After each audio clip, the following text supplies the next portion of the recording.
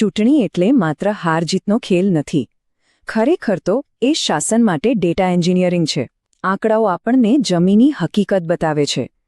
આજે આપણે ગુજરાતના માંજલપુર મતવિસ્તારના કેસ દ્વારા સમજીશું કે કેવી રીતે ડેટાનું ઊંડાણપૂર્વક અને નિષ્પક્ષ વિશ્લેષણ એક રાજકીય બ્લુપ્રિન્ટ તૈયાર કરવામાં મદદ કરી શકે છે. આપણા આ વિશ્લેષણમાં આપણે માંજલપુરની જમીની હકીકતથી શરૂઆત કરીશું. પછી ચૂંટણીના પરિણામો પાછળના ડેટાને સમજીશું. ક્યાં તક છે, ક્યાં પડકાર છે એ જોઈશું અને અંતે એક નક્કર કામ કરી શકે એવી વ્યૂહરચના પર વાત કરીશું. તો ચાલો શરૂ કરીએ માંજલપુરથી. ગુજરાતના વડોદરા શહેરનો આ એક શહેરી મતવિસ્તાર છે. પણ દરેક શહેરી વિસ્તારની જેમ એની પણ પોતાની અલગ સમસ્યાઓ અને રાજકીય સમીકરણો છે.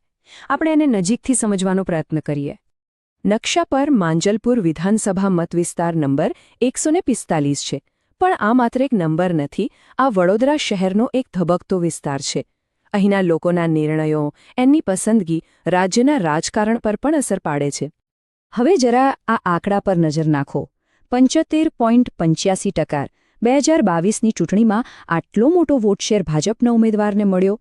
આ માત્ર એક જીત નથી, આ એક પ્રચંડ જીત છે જે વિપક્ષ માટે એક મોટો પડકાર ઊભો કરે છે. અને એની સરખામણીમાં કોંગ્રેસના ઉમેદવારને મળ્યા માત્ર 12.24% મત. આ બંને વચ્ચેનું અંતર જુઓ. આ અંતર જ બધી વાત કહી દે છે.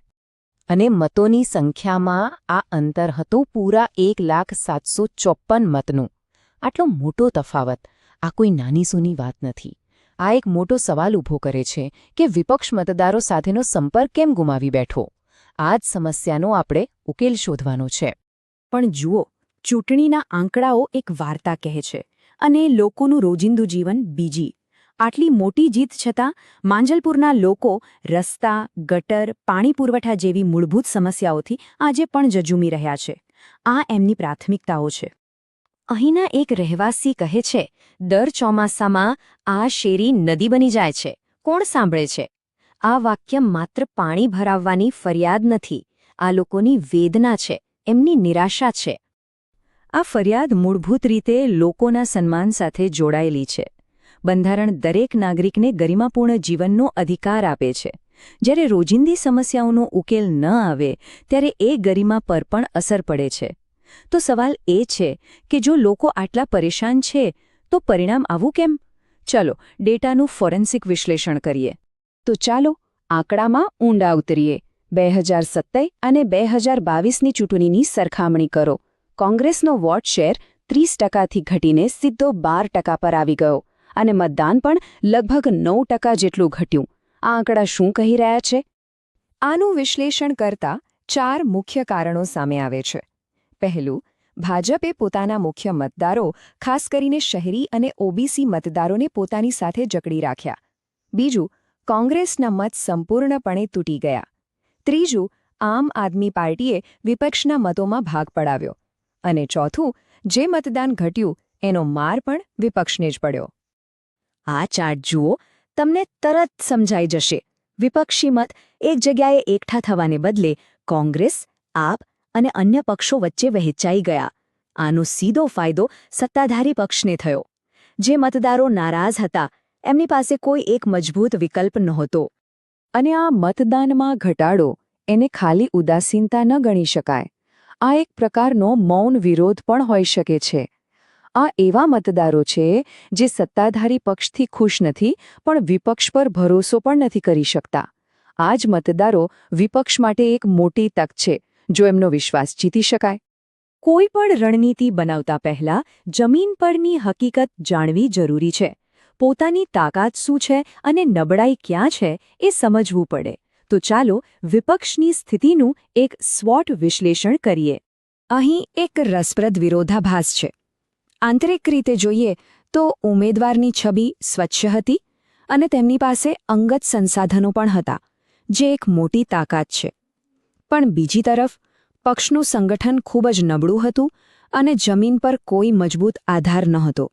આ સૌથી મોટી નબળાઈ હતી. હવે બહારની પરિસ્થિતિ જોઈએ. લોકોમાં સ્થાનિક મુદ્દાઓને લઈને ઘણો અસંતોષ છે અને આ એક મોટી તક છે. પણ સામે ભાજપનું રાજ્યવ્યાપી વર્ચસ્વ અને અન્ય પક્ષો દ્વારા થતું મત વિભાજન એ મોટામાં મોટો ખતરો છે. એટલે કે તક પણ છે અને ખતરો પણ. તો આટલું વિશ્લેષણ કર્યા પછી, સમસ્યાની જડ સુધી પહોંચ્યા પછી, હવે વાત કરીએ ઉકેલની.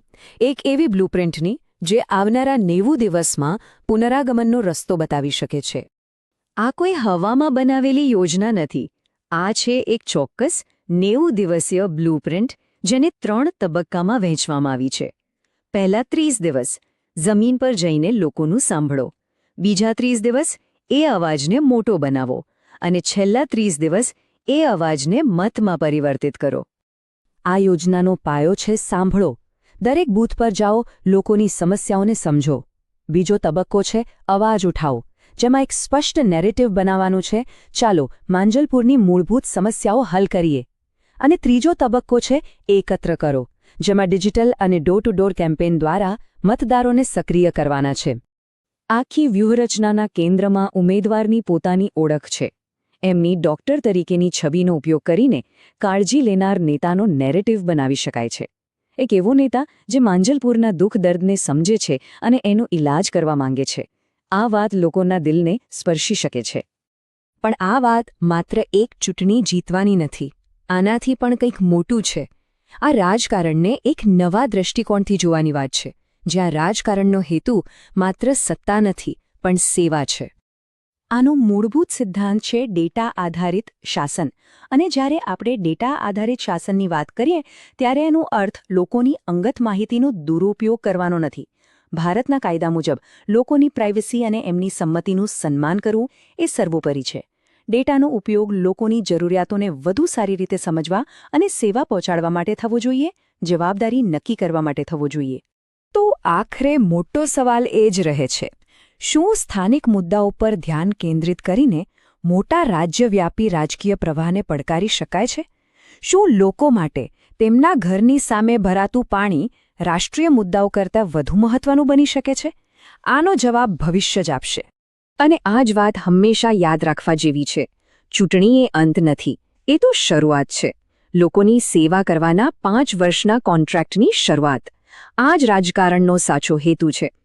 જો તમે જનકેન્દ્રિત નેતા બનવા માંગતા હો અને તમારા મત વિસ્તારનો ઉત્કર્ષ કરવા માંગતા હો, તો blueprintstrategies.ai પર mgr@blueprintstrategies.ai પર સંપર્ક કરો અથવા 08042041602 પર કોલ કરો. રાજકારણથી પર